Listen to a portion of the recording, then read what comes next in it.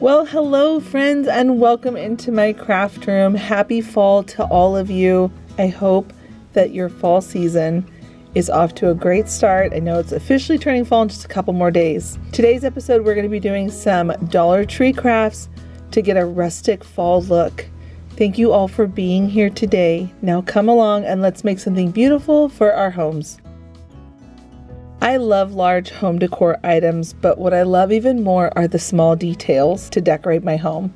We're going to be using these random items, some drop cloth fabric, some of these little wooden spools, some of these shish kebab sticks, some buttons, just a bunch of random things.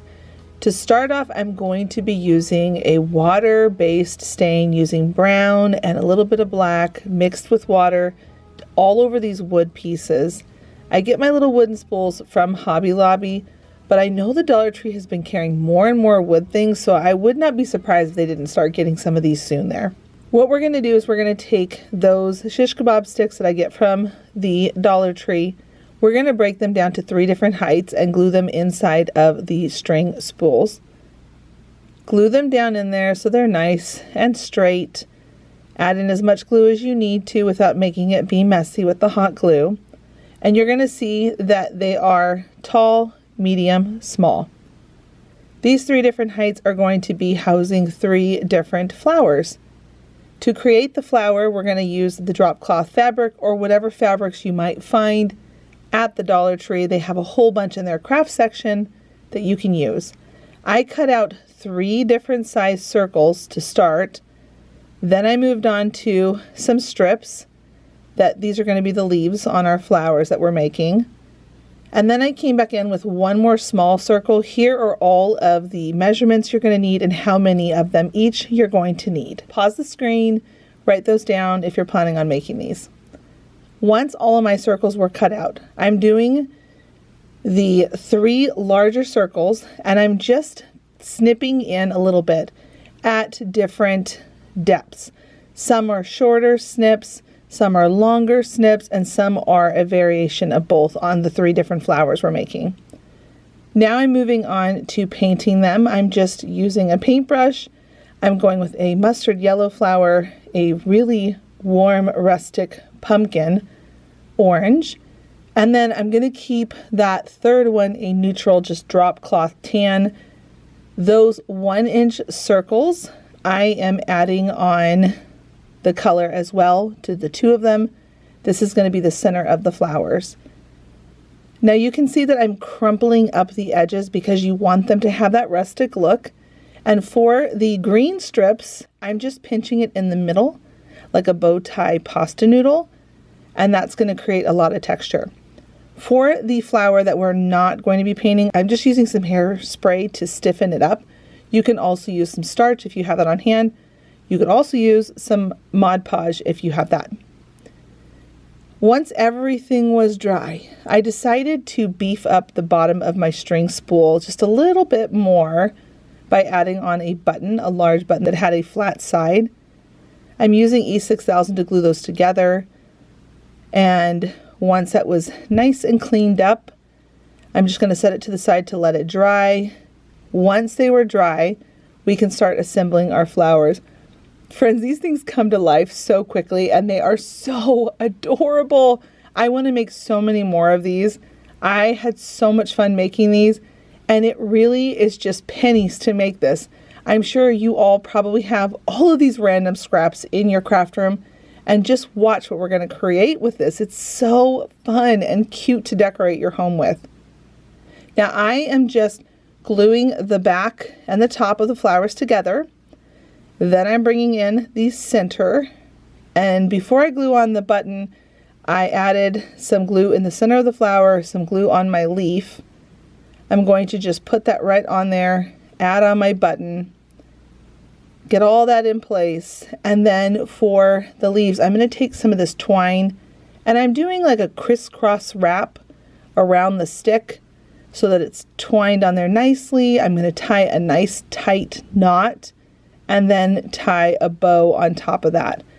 Now I want to make sure the bow doesn't come untied. I'm going to put a tiny bit of hot glue right in the center and then tie my bow so that it glues and holds it in place so it can't come untied. Look at how cute they are. I was so happy with these when I got to this point. Now I decided to give a little dovetail cut to the edge of the leaves. I just thought that was kind of cute. You can do whatever you want for your leaves. And now, because I can't help myself, I'm going to put the tiniest itty bitty button in the center of the bow. And these are ready to now decorate your home with. Aren't they so cute?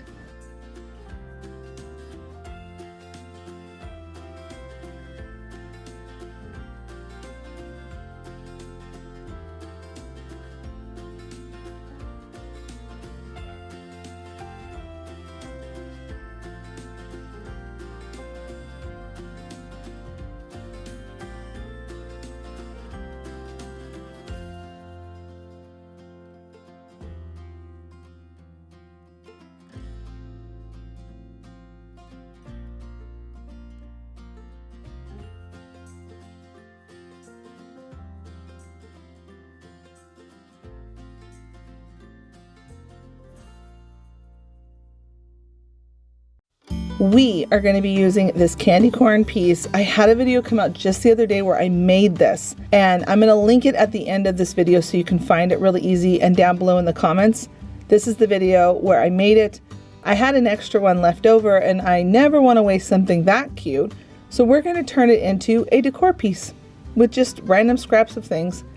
So I've got a frame, I've got some fabric, and then I've got this scrap piece of drop cloth, and then some twine. Now I'm going to create a stain. This is how I always create my water stains.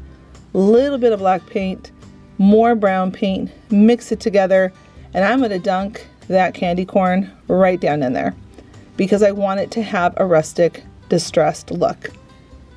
Now if the stain is too dark to your liking, it's no big deal. You're just going to add some water and you're just going to rub that in and use paper towels to pull up that extra color. If it's still a little too dark, then just add a little bit of soapy water, not too much, to get it to the likeness that you are going for. So you can see here I played with it a little bit and I got that distressing where it looks distressed, but it's not too much. And as it dries, it lightens up more and more. And here's a trick. When I was drying my candy corn with my heat gun, if you want to have a couple little burnt edges, don't start a fire in your craft room. I'm not recommending that, but you can hold it close for a few seconds. Make sure there's no sparks, no embers that are catching onto the fabric, but just warm it up just a little bit and it'll make the edges look a little toasty and a little more distressed. But again, be wise, don't burn your fabric where it causes it to catch on fire. Now for the frame, I just glued the fabric right to the backer of the frame. I popped it back in, and then I'm now going to glue down my dried candy corn piece right onto that frame. This is turning out so cute. Just wait until you see the final project. It's so fun. Now that extra piece of that drop cloth fabric, I'm going to stamp right on it with my letter stamps. I'll link these stamps or something similar to it down below in my description box. I love a text type font. So I'm just stamping that right onto the cloth. I'm using an acrylic block and acrylic stamps so that way I can see through and be able to stamp a couple times to make it as dark as I want. Once I had everything stamped in place, I cut the fabric down to look like a little tag that you would see, like a price tag on something. And I'm going to just smush it all up. Make sure your ink is dry before you do that. And then using the crocodile, because this is what it was actually designed for, is to work with brads and eyelets. I punched a hole from the top part that I normally use to punch through metal and wood. I punched a hole and then I switched around my eyelet setting on the middle joint. You can see here where the middle joint is. And then I clamped down and smushed my eyelet into place. These eyelets, they are on shoes where your shoelaces go through them, but you can buy them as craft supplies. They have them at tons of craft stores.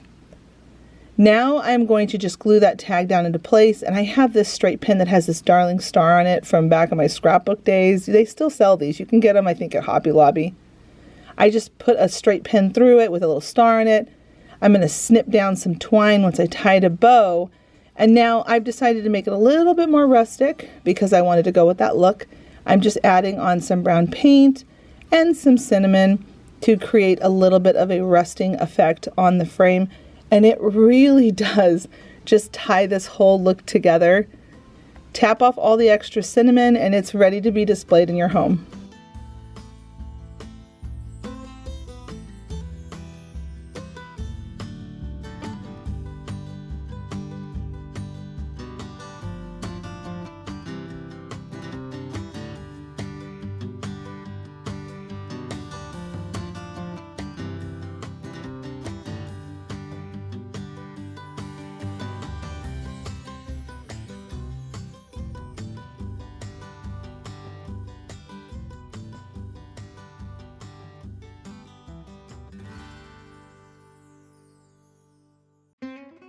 The Dollar Tree has a lot of these gift boxes, and I wanted to turn them into something special that you can use throughout your home for extra storage, and it still looks really pretty for the fall season. So I've got these 2 different sizes. I've got some of these little metal pieces. I'll link all this stuff down below in my description box, and I've got some fabric. To get started with our box, I'm going to put glue all over the top lid, and then I'm going to use my brayer and push that all down into place so it's nice and smooth.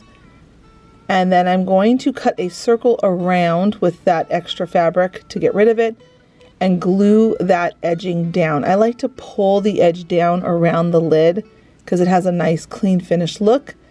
And then I'm going to come in with a band of fabric, gluing that into place, pulling it nice and tight, and going all the way around the lid.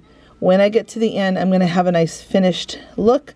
I'm just going to fold over this tiny little flap and glue that into place so that it has a completed look for the lid.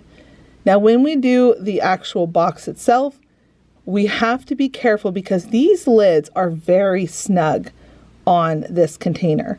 So what I do is I do the same thing. I start with the bottom, cut a circle, glue down the sides, but when it comes to gluing on that band of fabric going around it, I put the bead of glue going along the bottom and then I zigzag the middle, but I avoid putting any glue on the top where the rim is because it will cause it where the lid will not want to go back on. Pull it nice and tight, use your brayer or your hand or a popsicle stick, whatever you have on hand. And then you're just going to rub that all into place so it's nice and smooth, and then just keep gluing all the way around until you get to the end. Go ahead, cut off the extra.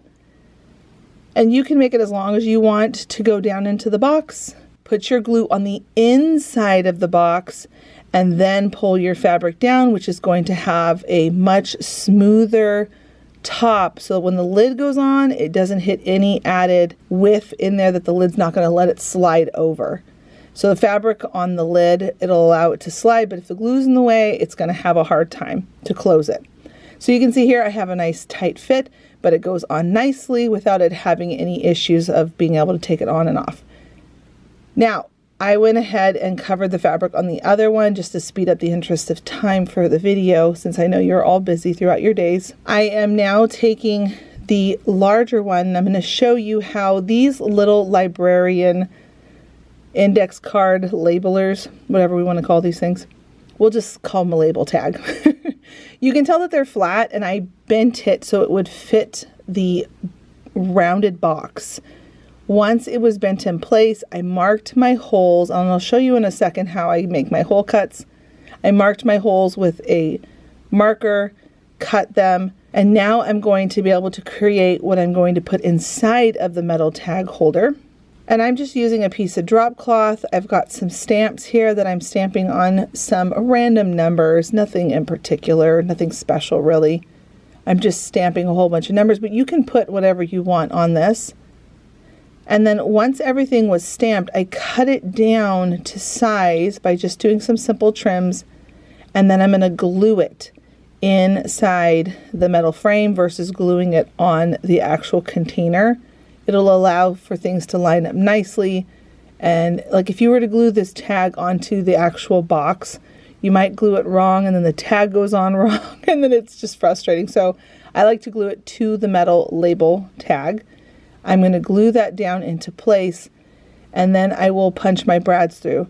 So I'm going to show you on this smaller one Once I have those holes marked, I use my X-Acto knife and I'm just going to do a little crisscross cut into it.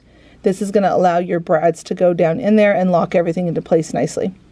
Now here I am adding on the smaller metal tag, and I'm just going to glue that right into place, and then I take my brads and I put them through the holes that I made through the tag metal piece, coming all the way on the other side, and we're going to open up the brad legs, flatten them down nice and flat, and then lock them into place with a little bit of hot glue. Now this is the reason why I didn't finish the inside of the box.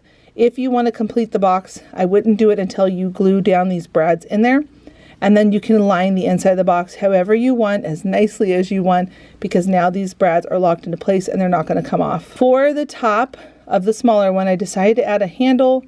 This is optional. You do whatever you want for your craft projects. That's the whole point of me sharing these. I want you to make them the way you want them to be for your home.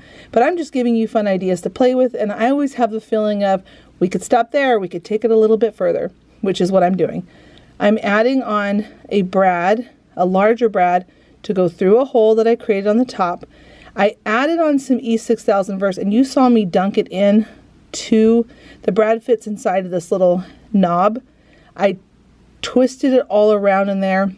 I got the brad into the lid, and now I'm adding a little bit of hot glue to hold it into place while that E6000 dries, and I'm just going to squish it all into place so you have a nice lid on the top of this. Again, this is optional, but I just wanted to show you, look at how fun to add these little pieces, and it has such a pretty rustic look. Once they are all put back together and they're stacked on top of each other, this is such a cute way to organize things for the fall season.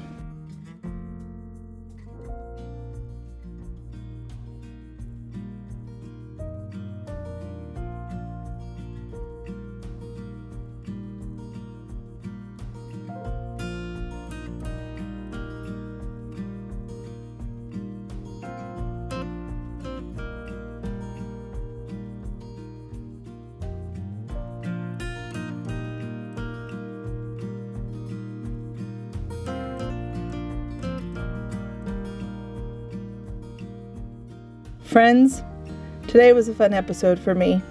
I just got in my craft room with a bunch of random things, and I really wanted to work with fabric and random items from the Dollar Tree, and look at the fun things we were able to create using fabric and random items from the Dollar Tree. It's so cool. Crafting is my favorite. I hope you get a chance to be in your craft room. Please don't forget to give this video a thumbs up. And here is that video I talked about with the candy corn in it, or I made it the other day, as well as the video that I had come out just 2 days ago. I hope you will check these videos out. Go visit my gallery and see all the new fun things I have there. And until the next episode, bye friends.